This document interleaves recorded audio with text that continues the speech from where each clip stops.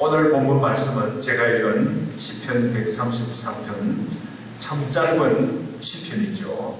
그러나 우리가 볼 수 있는 것은 가장 선하고 아름다운 풍경이 이 시편 가운데 전개되는 것을 볼 수 있습니다.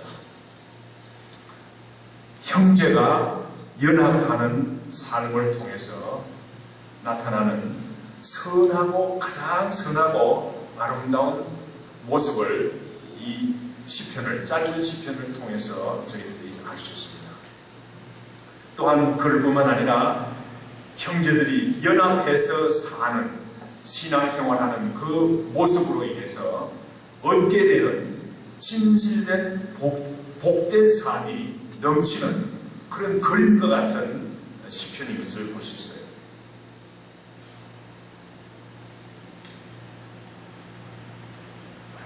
사실 시편 134편은 저는 어떤 마음으로 이 시편 133편을 말씀을 전가하기로 생각했냐면 5월달이 가정의 달이 아닙니다. 가정의 달인데 지난 2주간 동안 시편 127편, 128편 했어요. 근데 사실은 형제, 확대 가정, extended family, 확대 가정, 이 그리스도 안에서 한 형제가 서로 연합해서 사는 삶, 저는 하나의 가정으로 보았어요. 그래서 형제가 연합해서 사는 삶이 얼마나 선하고 아름다운가를 시편을 통해서, 시편 134편을 통해서 우리가 알 수가 있습니다. 시편 134편은 그 제목이 보면 성경의 그 시편 133편의 제목이 다윗의 시, 곧 성전에 올라가는 노래라고 나와 있어요. 다윗이 쓴 시편이 되겠죠.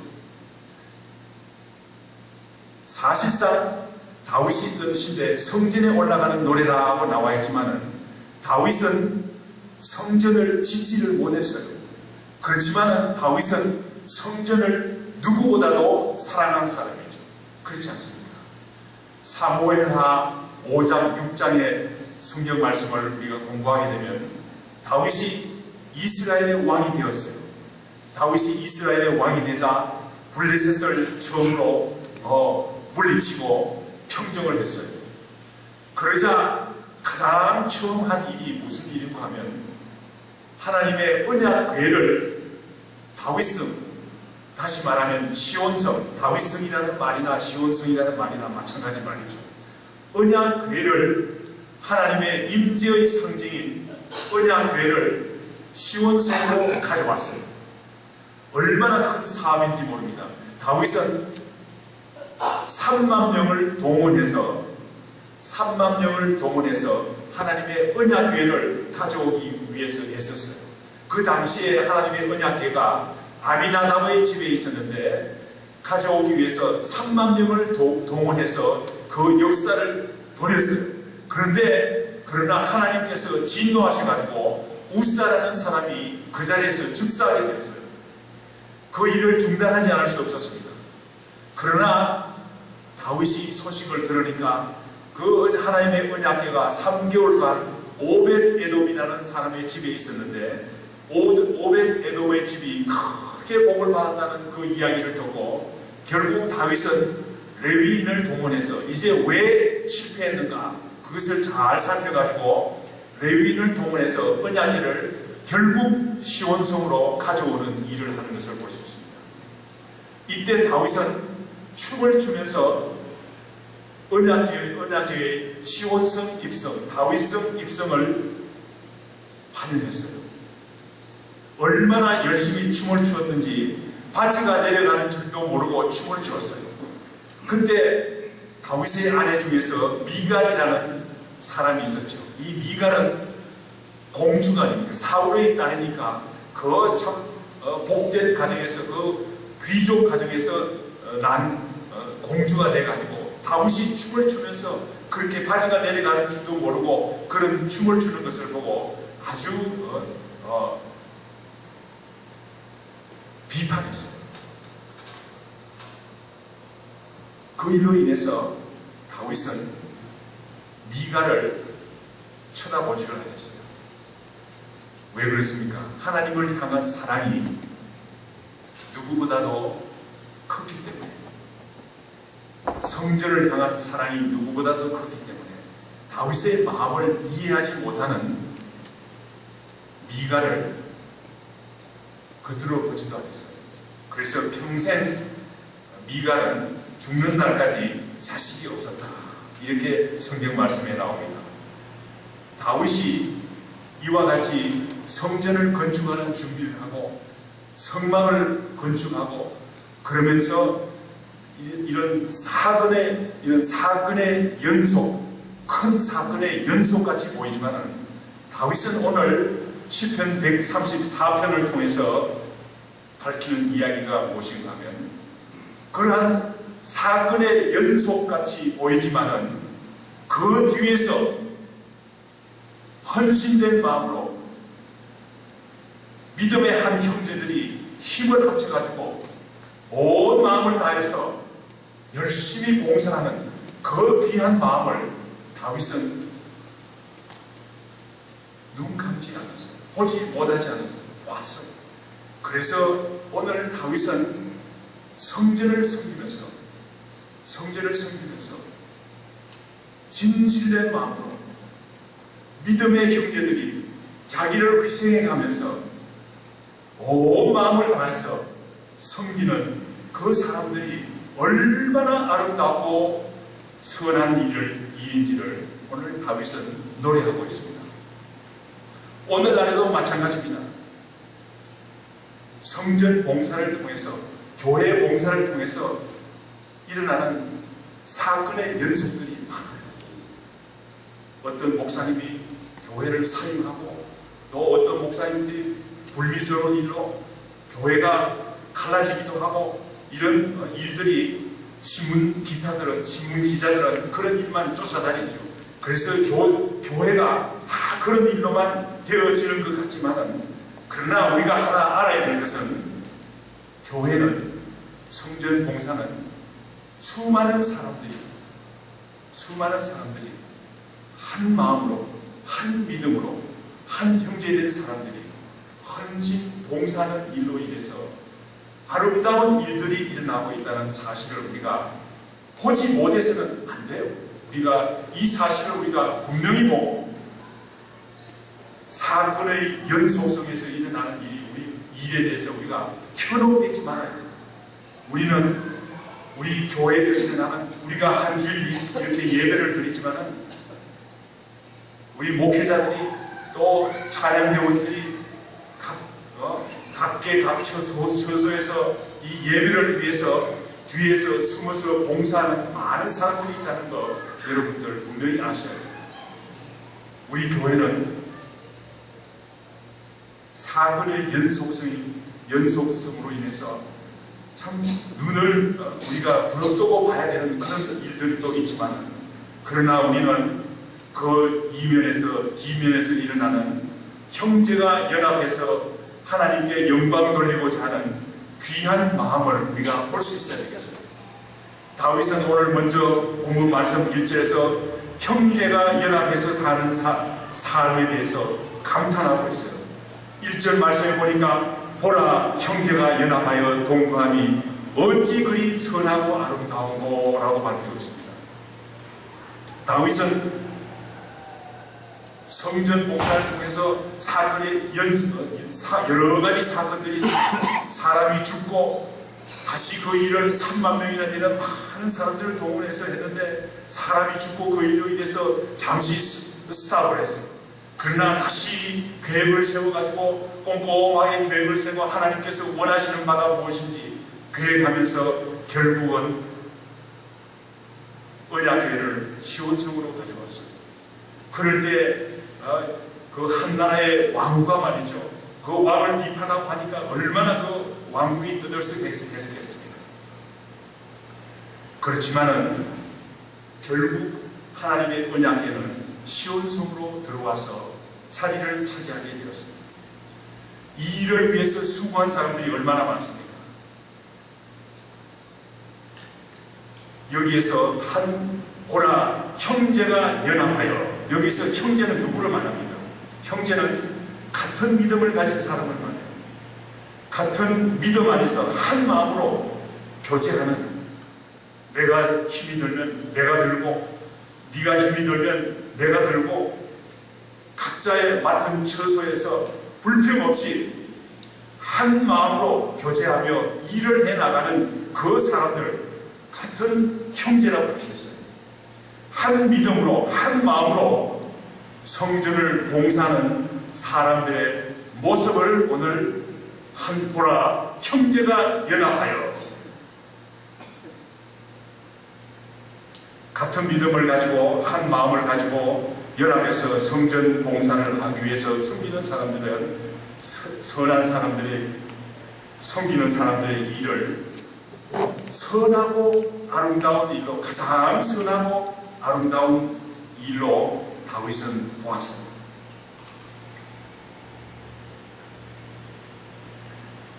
형제가 연합해서 사는 삶이 어떻게 보면 당연해 보이기도 하고 보기에는 쉬워 보이기도 합니다. 그러나 다윗은 형제가 연합해서 사는 그 성전을 봉사하는 그 삶을 극찬합니다. 왜 그렇습니까? 이것이야말로 하나님께서 진실로 기뻐하시는 일이라는 것을 알았어요. 성도로서, 형제로서 마땅한 삶인 것을 다윗은 분명히 깨달았어요.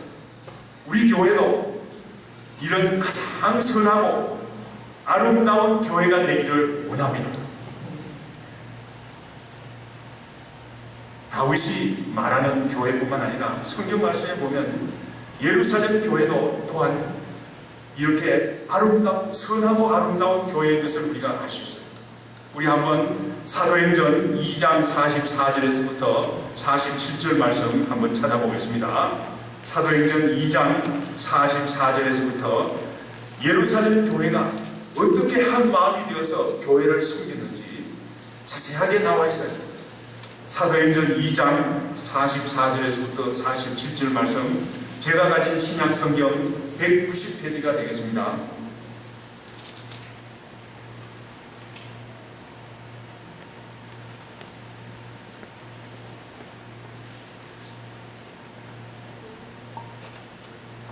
예, 사도행전 2장 44절 찾으신 줄 알고 제가 44절 읽겠습니다. 믿는 사람이 다 함께해서 모든 물건을 서로 통용하고 날마다 마음을 같이하여 성전에 모이기를 힘쓰고 집에서 떡을 떼며 기쁨과 순전한 마음으로 음식을 먹고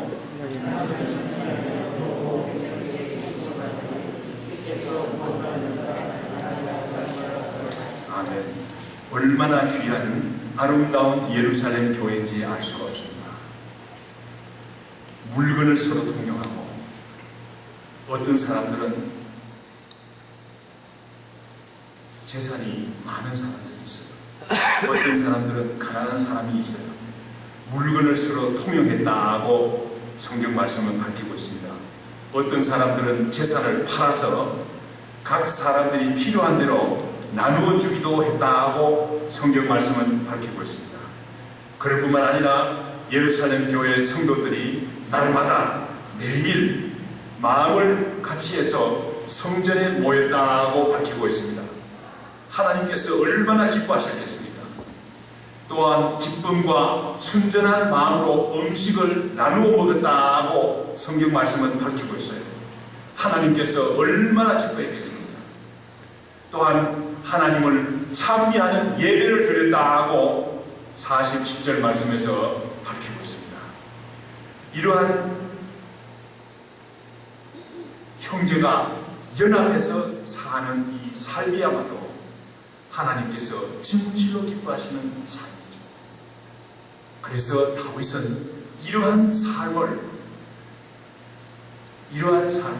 선하고 아름다운 삶이라고, 형제가 연합하여 동거함이 어찌 그리 선하고 아름다운가라고 감탄하는 것을 볼 수 있습니다. 우리가 생각할 때 교회가 다 그런 거 아니겠습니까? 교회가 다 그런 거 아니에요. 많은 교회들이 있지만 교회가 다 그런 거 아니에요. 시간광에서 한번 찾아보지는 않겠지만 성경에 나오는 교회들 중에서도 고린도 교회가 있습니다. 고린도 교회 어떤 교회입니까? 1장 5절에서 7절 말씀에 보면 모든 일에 풍족한 교회라고 했어요. 어떤 모든 일입니까? 모든 언변과 모든 지식에 풍족한 교회라고 밝히고 있습니다. 그리스도의 증거가 너희 중에 견고하게 되어가고 있다고 사도 바울은 고린도 교회를 칭찬했어요. 그리스도의 증거가 견고하게 되어가는 그런 교회였어요. 또한 고린도 교회는 어떤 교회입니까? 7절 말씀을 보니까 너희가 모든 은사에 부족함이 없는 교회라고 사도 바울이 칭찬했어요. 그런데 10절 말씀, 고린도전서 1장 10절 말씀에서부터 보면 교회에 분쟁이 있는 것을 볼 수 있습니다. 어떤 분쟁이 있습니까? 은사가 부족함이 없이 넘치는데도 불구하고 분쟁이 있는데 12절 말씀에 보면 교회가 서로 싸우는 거예요. 나는 아볼로파다, 나는 바울파다, 나는 게바파다, 심지어는 말이죠, 나는 그리스도파다 라고 하면서 팔을 나누어 가지고 서로 분쟁하는 거예요. 그래서 어떻게 되었습니까? 세상 법정까지 가서 서로 다투는 그런 추태를 벌이는 것을 볼 수 있습니다. 오늘날에도 많은 교회들이 있지만은, 오늘날에도 많은 하나님의 이름으로 모이는 교회들이 있지만은 아름답지 못하는 교회들이 있어요. 우리 새생명 선교교회는 꼭 우리가 이루어야 될 게 있습니다.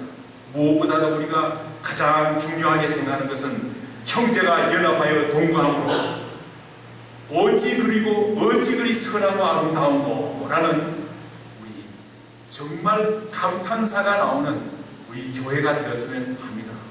우리가 무엇보다도 어찌 그리 선하고 아름다운고, 새생명 선교교회야 어찌 그리 선하고 아름다운고 라는 칭찬을 듣는, 우리 주님으로부터 칭찬을 듣는 아름다운 교회가 되기를 원합니다. 오늘 본문 말씀 2절 말씀에서 보면 형제들이 연합해서 아름답게 성전을 위해서 봉사하는 모습이 나타나 있는데, 대제사장의 안수식을 통해서 형제들이 연합해서 사는 삶이 나타나 있습니다. 또한 그와 동시에 넘치는 복이 그림과 같이 나타나 있어요. 아, 목사님, 그런 말이 어디 다 있습니까? 짧은 2절 안에 어떻게 그 말이 다 있습니까? 제 설명을 좀 잘 들려요. 제 설명을 들으면 그게 그런 말씀이구나 라는 사실을 알 수 있어요.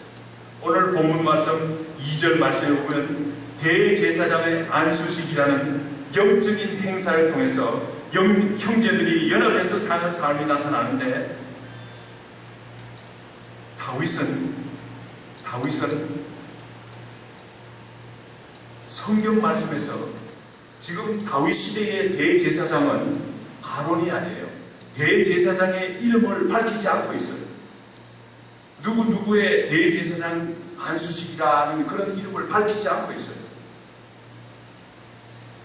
밝히지 않고 다윗은 안수식의, 대제사장의 안수식의 모범을 어디서 찾았는가 하면 성경 말씀에서 찾았어요. 성경 말씀에서. 그러므로 성경 말씀에 나오는 첫 안수식인 아론의 대제사장의 안수식에서 그 모범을 찾았어요.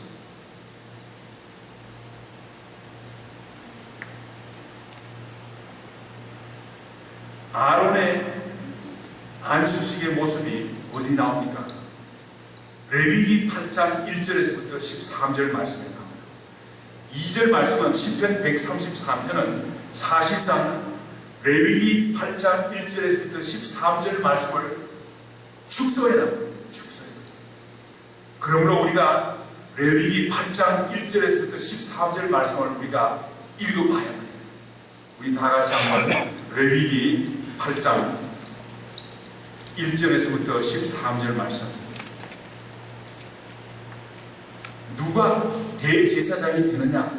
그것을 오늘 다윗은 강조하는 것이 아니라 대제사장의 안수식을 통해서 나타난 형제들의 그 헌신된 모습을 강조하기 위해서 성경 말씀에서 대제사장의 안수식을 찾은 것을, 모범을 찾은 것을 저희들이 볼 수 있습니다.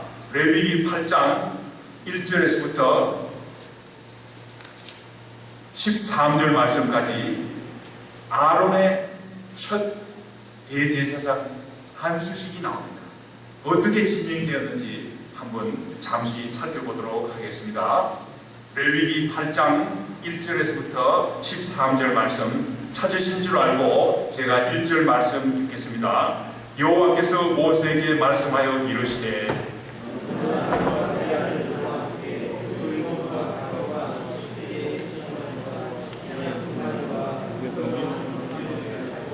온 회중을 회막문에 모으라.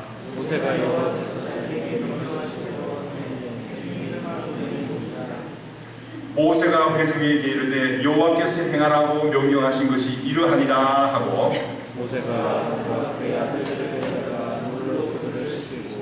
아론에게 속옷을 입히며 띠를 띄우고 겉옷을 입히며 에봇을 걸쳐 입히고 에봇의 장식 띠를 띄워서 에봇을 몸에 메고 그의 머리에 관을 씌우고 그 관 위에 전면에 금패를 붙이니 곧 걸관 관이라. 여호와께서 모세에게 명령하신 것과 같더라.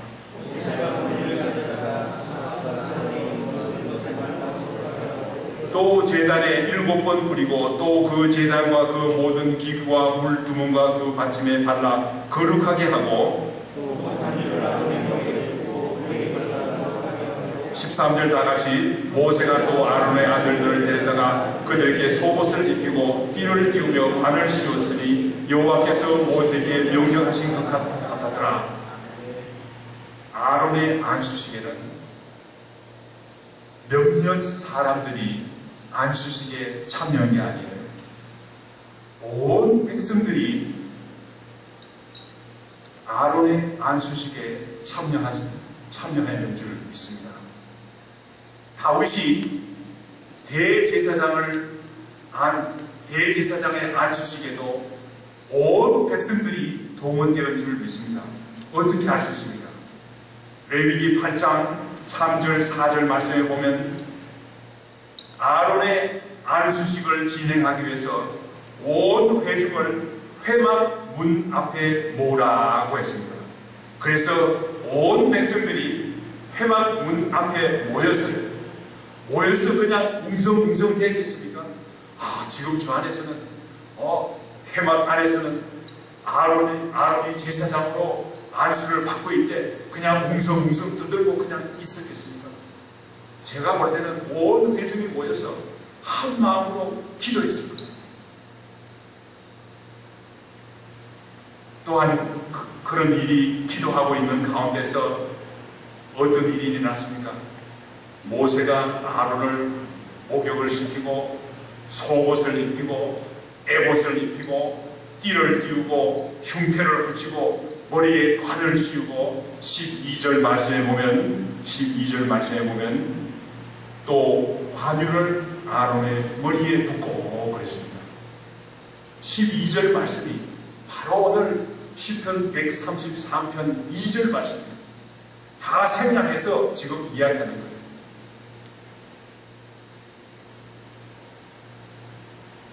여러분들, 관유를 어떻게 만드는 줄 압니까? 아론의 머리에 부었던 그 기름, 다윗 시대 때에 대제사장을 안수하기 위해서 부었던 그 관유를 어떻게 만든 줄 압니까? 거기에는 지극히 값비싼 향료들이 들어갔어요. 그뿐만 아니라 정성이 들어간 것을 볼 수 있습니다. 그래서 오늘 시편 133편 2절 말씀에 보면 그 관유를 그냥 기름이라 그러지 않고 보배로운 기름이라고 밝히고 있어요. 성경 말씀을 더 연구해 보면 더 재밌는 일들이 많지만 시간 관계상 아론의 안수식에 사용한 기름을 머리에 부었는데 그 부은 그 관유를 만드는 방법을 잠깐 소개해 드린다면 출애굽기 30장 22절에서부터 5절 말씀에 나오는데 거기에는 액체 모량을 500세겔을 넣고 향기로운 육개를 250세겔을 넣고 향기로운 창포를 250세겔을 넣고 계피를 500세겔을 넣고 감람유, 귀한 감람유 한 흰을 넣어서 만든 것이 보배로운 기름입니다. 보배로운 기름의 제조의 비결은 귀한 재료만 사용한 것이 아니라 그 기름을 만들 때 만드는 사람의 정성이 들어가 있었어요. 우리가 예배 끝나고 나서 그냥 이렇게 먹는 점심이지만 귀하게 생각하세요. 여러분들 각 집사님들이 사모님들이 정성스럽게 준비해 와서 드리는 음식입니다. 귀하게 생각하면서 먹어주시기 바랍니다. 감사하게 생각하면서 먹어주시기 바랍니다. 보배로운 식사예요. 그냥 레스토랑에 가서 돈 10불 주면 점심 먹을 수 있죠. 그 점심보다 더 귀한 점심이에요. 왜 그렇습니까? 거기는 귀한 재료도 들어갔지만 그보다도 거기는 귀한 정성이 들어가 있기 때문에 귀한 점심입니다. 우리 귀한 점심 먹으러 사람들을 좀 많이 초대해야 되겠어요. 또한 오늘 본문 말씀에 나오는 보배로운 기름, 이 향기름은 신구약 성경을 통해서 성경을 연구해보면 무엇을 알 수 있는가 하면 이 향기름은 기도를 나타내요. 시편 141편 2절 말씀, 요한계시록 5장 8절 말씀, 8장 3절에서 5절 말씀에 보면 기도를 나타내는데 향으로 나타내고 있어요. 온 백성들이 회막문 앞에서 아론이 제사장으로서 안수식을 받고 있는 그 동안 온 백성들이 회막문 앞에서 한 마음으로 정성이 담긴 기도를 드린 줄 믿습니다. 그 기도가 하나님의 보좌 앞에 상달되어서 아름다운 아론의 제사장의 안수식이 진행된 줄 믿습니다. 그래서 다윗은 그 장면을 연상하면서 가장 선하고 아름다운 장면이라고 오늘 밝히고 있습니다. 우리 교회도 예배가 시작되면 그 사회자가 통성으로 기도하자 우리가 매주일 우리가 하는데 여러분들 기도에 이러한 마음으로 같은 마음으로 우리가 참여해야 될 줄 믿습니다. 우리가 한 마음으로 한 형제가 된 한 마음으로 한 믿음의 한 형제가 된 사람으로서 우리가 한 마음으로 기도할 때 그 기도는 정말 가장 선하고 아름다운 장면이 되는 것을 우리가 알아야 되겠습니다.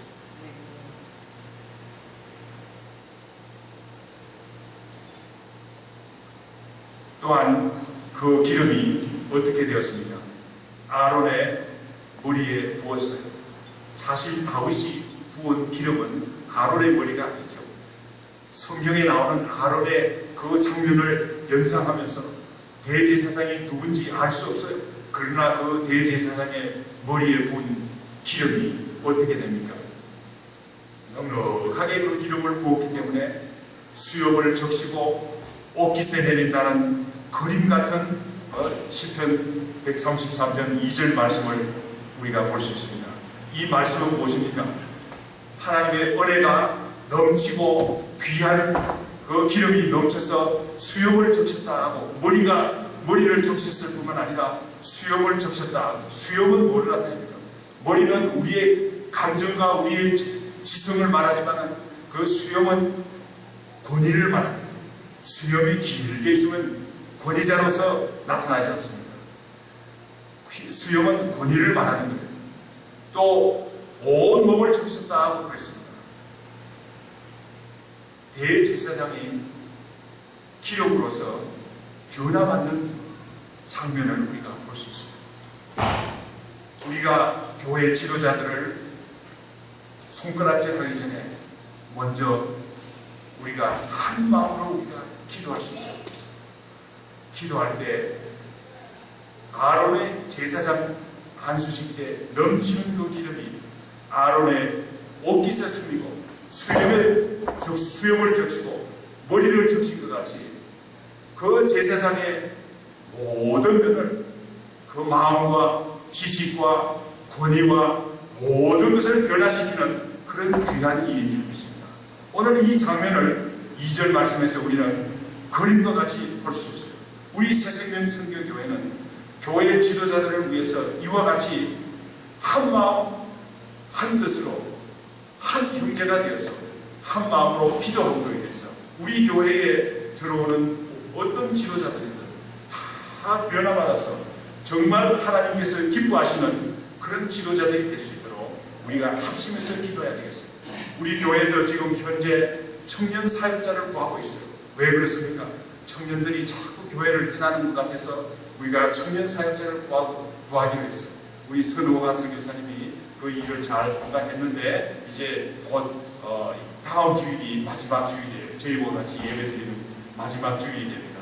그래서 지금 청년 사역자를 구하고 있는데 여러 사람이 지원을 했어요. 지원을 했는데 그 중에서 몇 사람을 우리가 인터뷰도 하고 우리 정홍 목사님과 같이 인터뷰도 하고 했는데 어떻게 결정을 내야 될지 알 수가 없어요. 다 좋은 사람 같아요. 다 좋은 사람 같은데 중요한 것은 우리 교회에 들어왔을 때 우리가 그분들을 위해서 정말 오늘 온 이스라엘 백성들이 회막 문 앞에서 기도하는 것 같죠. 우리가 한숨에서 기도할 때 그 이름을 볼 필요가 없어요. 대제사장의 이름이 누군지 알 필요 없어요.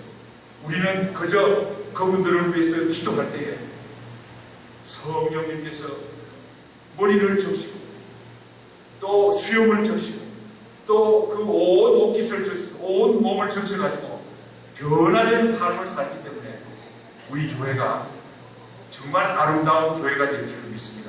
우리가 합심해서 우리가 기도하는 귀한 교회가 되기를 바랍니다.